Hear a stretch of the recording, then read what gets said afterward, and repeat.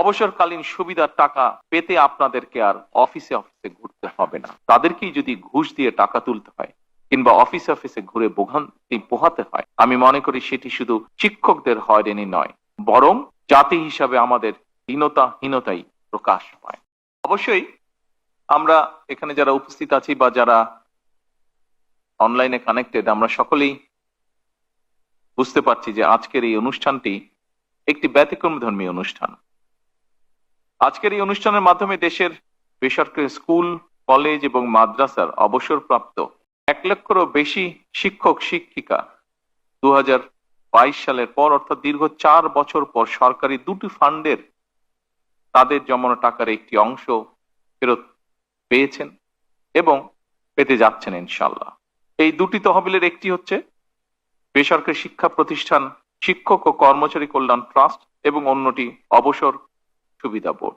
এই দুটো তহবিলে জমানো টাকার একটি উল্লেখযোগ্য অংশ প্রাপ্তির মধ্যে দিয়ে 70,000-এরও বেশি শিক্ষক শিক্ষিকার জীবনে কিছুটা হলেও অনিশ্চয়তার অবসান হবে। সামগ্রিকভাবে 1,23,000 বোধ হয় 1,23,000 শিক্ষক। অবসরপ্রাপ্ত শিক্ষকদের এই অনুষ্ঠানে আজ আমি গভীর শ্রদ্ধার সঙ্গে স্মরণ করতে চাই মরহুমা খালেদা জিয়াকে। খালেদা জিয়ার প্রতি জানাই বিনম্র শ্রদ্ধা, কারণ অবসরপ্রাপ্ত শিক্ষক কল্যাণে তার উদ্যোগেই 1991 সালে বেসরকারি শিক্ষা প্রতিষ্ঠান শিক্ষক ও কর্মচারী কল্যাণ ট্রাস্ট এবং আবারও তারই উদ্যোগে 2002 সালে অবসর সুবিধা বোর্ড প্রতিষ্ঠিত হয়েছিল। তিনি এই তহবিলের সরকারি ফান্ড থেকে প্রথমে 14 কোটি টাকা বরাদ্দ দেন এবং পর্যায়ক্রমিকভাবে 89 কোটি টাকার ফান্ড গঠন করে এই তহবিলের ভিত্তিকে সুদৃঢ়ভাবে স্থাপন করে। উপস্থিতবৃন্দ, আপনাদের হয়তো অনেকেরই জানা আছে সাবেক প্রধানমন্ত্রী মরহুমা খালেদা জিয়া বরাবরই শিক্ষক, শিক্ষা, শিক্ষিকা, শিক্ষার্থী সম্পর্কে ইতিবাচক মনোভাব পোষণ করতেন। বিশেষ করে নারীদের একাডেমিক শিক্ষায় শিক্ষিত করার ক্ষেত্রে তার উদ্যোগ এবং ভূমিকা আন্তর্জাতিকভাবে স্বীকৃত।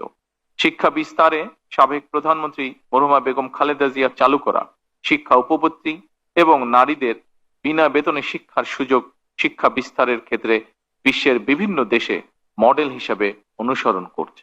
আমরা মহান রাব্বুল আলামিনের দরবারে মরহুমা খালেদা জিয়ার মাগফিরাত কামনা করি। অবসরপ্রাপ্ত শিক্ষকদের কল্যাণ নিশ্চিত করতে প্রতিষ্ঠিত দুটি তহবিলে শিক্ষক শিক্ষিকাগণ প্রতি মাসে যে টাকা জমা দেন, সেই টাকার সঙ্গে সরকারও প্রতিটি অ্যাকাউন্টের বিপরীতে নির্দিষ্ট হারে একটি অ্যামাউন্ট জমা করেন। এর উদ্দেশ্য হলো দীর্ঘ চাকরি জীবন শেষে অবসরে যাওয়ার সময় প্রত্যেক শিক্ষক শিক্ষিকা যাতে একটি ভালো অ্যামাউন্ট হাতে পান। উদ্দেশ্য মহৎ হলেও দুর্ভাগ্যের বিষয় হচ্ছে চাকরি জীবন শেষে অবসরে গিয়ে এই টাকা উত্তোলন করতে শিক্ষক শিক্ষিকাদেরকে নানা ধরনের ভোগান্তি পোহাতে হয়েছে, যার একটি বাস্তব ভিডিও আমরা কিছুক্ষণ আগে দেখেছি। অত্যন্ত দুঃখজনক ভাবে বলতে হয়, এই টাকা উঠাতে গিয়ে, নিজেদের প্রাপ্য টাকা তুলতে গিয়ে তাদেরকে ঘুষ দেওয়ার অলিখিত নিয়মও পালন করতে হয়েছে বা বাধ্য হয়ে করতে হয়েছে। এই বাস্তবতায় আজ আমরা শিক্ষক শিক্ষিকাদের কোন রকম ভোগান্তি ছাড়াই অনলাইনে তাদের প্রাপ্য টাকা যার যার ব্যাংক অ্যাকাউন্টে পাঠিয়ে দিতে সক্ষম হয়েছে। তার জন্য আমি আল্লাহ রাব্বুল আলামিনের দরবারে হাজারো শুকরিয়া আদায় করছি।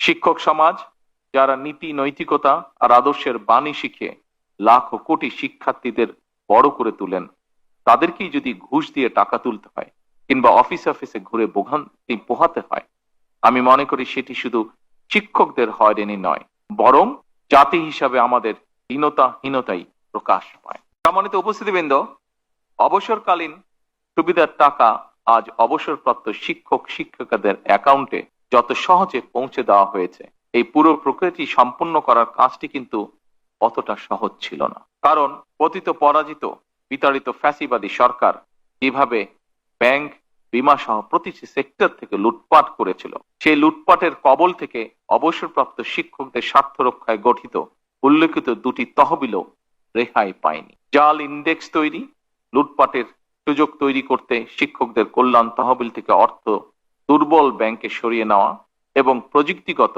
অবকাঠামোকে ধ্বংস করার মাধ্যমে এই তহবিল দুটিকে প্রায় দেউলিয়া করে ফেলা হয়েছিল। ফলে যে শিক্ষকগণ সারা জীবন শিক্ষার আলো ছড়াতে নিজেদের জীবনের সোনালী সময় পার করে দিয়েছেন, জীবনের এই প্রান্তে এসে তাদের চরম আর্থিক অনিশ্চয়তার মুখোমুখি হতে হয়েছে। ফ্যাসিবাদী চক্রের লুটপাটের কারণে অবসরপ্রাপ্ত শিক্ষক শিক্ষিকাগণ 2022 সাল থেকে এই তহবিল হতে কোনো টাকাই পাচ্ছিলেন না। বর্তমান সরকার রাষ্ট্র পরিচালনার দায়িত্বে আসার পর অবসরপ্রাপ্ত শিক্ষক শিক্ষিকাদেরকে অবসরকালীন সুবিধার টাকা দেওয়ার সিদ্ধান্ত গ্রহণ করে, কিন্তু দেখা যায় এই ফান্ডে পর্যাপ্ত অর্থের সংস্থান নেই।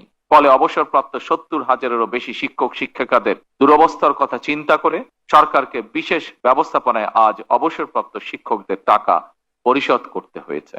আমি আজ এই অনুষ্ঠানে একটি কথা তুলে ধরতে চাই। যতদিন আপনাদের নির্বাচিত বর্তমান সরকার রাষ্ট্র পরিচালনার দায়িত্বে থাকবে, ইনশাল্লাহ আমাদের সর্বোচ্চ প্রচেষ্টা থাকবে অবসরকালীন সুবিধার টাকা পেতে আপনাদেরকে আর অফিসে অফিসে ঘুরতে হবে না। আমাদের সর্বোচ্চ চেষ্টা থাকবে ইনশাল্লাহ আর কোনো ভোগান্তি আপনাদেরকে পোহাতে হবে না এই সংক্রান্ত বিষয়। আমাদের সর্বোচ্চ চেষ্টা থাকবে ইনশাল্লাহ আর কোনো মধ্যস্বত্ব ভোগীর যন্ত্রণা এই বিষয়ে আপনাদেরকে ভোগ করতে হবে না ইনশাল্লাহ। আগামী দিনগুলোতে যথাসময়ে অনলাইনে আপনাদের প্রাপ্য টাকা কোনো ভোগান্তি ছাড়াই আপনাদের অ্যাকাউন্টে যাতে পৌঁছে যায় আমাদের সর্বোচ্চ থাকবে এটি ইনশাআল্লাহ।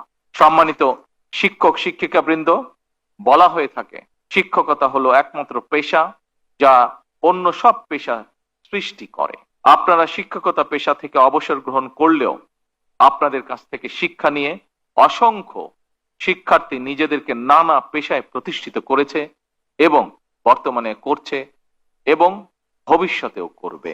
এখানেই একজন শিক্ষকের সার্থকতা। সুতরাং আপনারা প্রচলিত নিয়মে শিক্ষকতা পেশা থেকে অবসর গ্রহণ করলেও শিক্ষক হিসাবে আপনাদের দায়িত্ব শেষ হয়ে যায়নি। আপনারা এখনো সমাজের শিক্ষক।